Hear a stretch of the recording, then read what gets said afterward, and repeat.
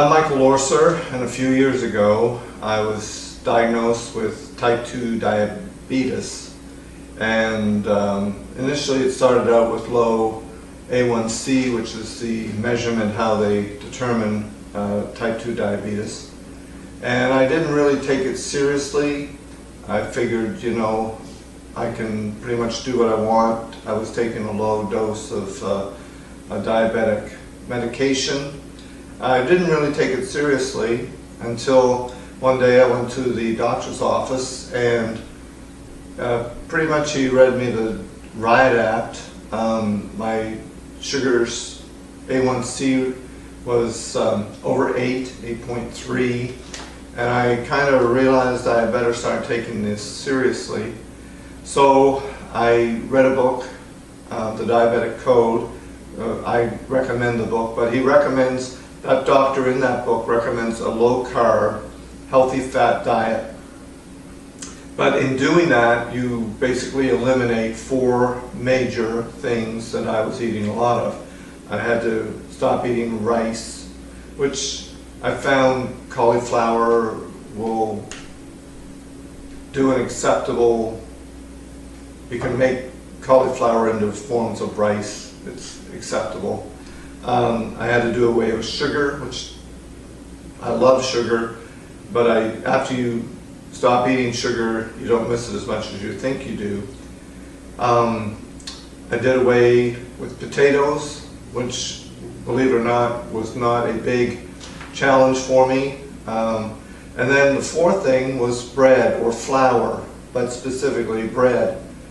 Now, the greatest challenge I faced was the bread, because I love sandwiches. I just enjoy sandwiches a great deal, but bread is very high in carbs, and it's very difficult to find a low-carb bread.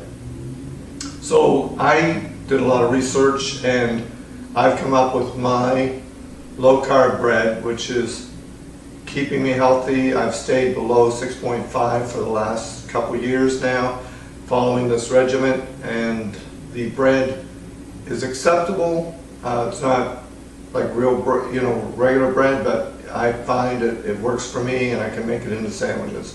So I want to share my recipe with you today.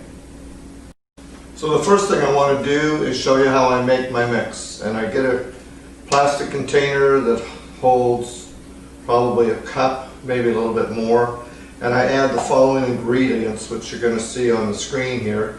First, I put in 6 tablespoons of almond flour, and you just buy almond flour however you want. All you need is a tablespoon and a teaspoon for this, so you add 6 level tablespoons of coconut flour. And that's 3, I hope. This is 4.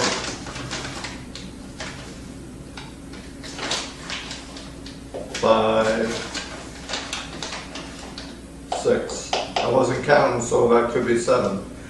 So once you get the coconut flour in, you go, almond flour. That was almond flour. After you get the almond flour in, you add 6 tablespoons of coconut flour. Just any kind of coconut flour, it really doesn't matter. You can go to the bulk barn, or I buy mine usually in the organic, only because that's where they sell it. So we're going to go with 6 tablespoons of coconut flour, and these are all level tablespoons. If you get a little bit more, that's not going to be an issue. That's 2, 3, 4,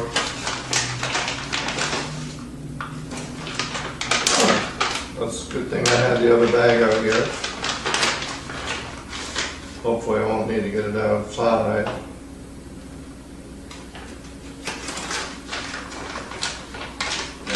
And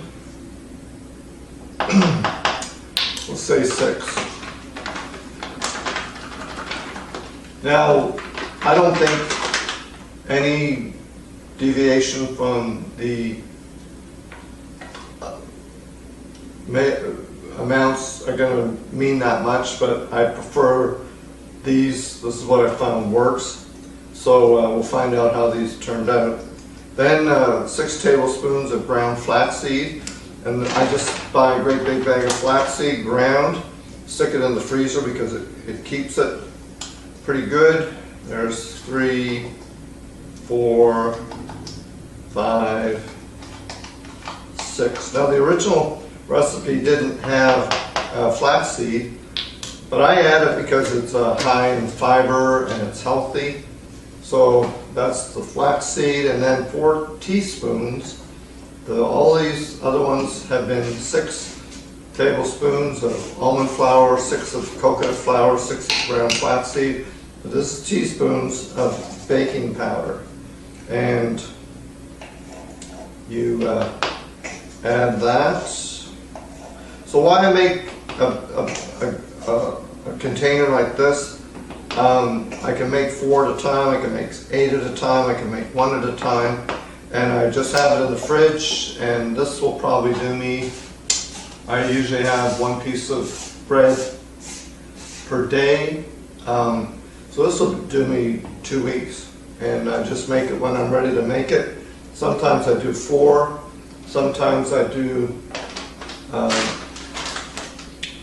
dear, oh there it is. Sometimes I do 8, just depends. So you take the lid, make sure you use a container with a lid, doesn't really need to have it, but you should, and shake it. You shake it till that all joins together. I usually give this a pretty good shake. Then I use a whisk just to kind of break up any, the almond flour sometimes will lump. So I just use a whisk and I break it up as much as I can, and use the whisk like that. Set that there and give it another shake. So there's your main ingredient, which is 4 tablespoons of almond flour, pardon me, 6 tablespoons of almond flour, 6 tablespoons of coconut flour, 6 tablespoons of ground flaxseed, 4 teaspoons of baking powder. That's step 1.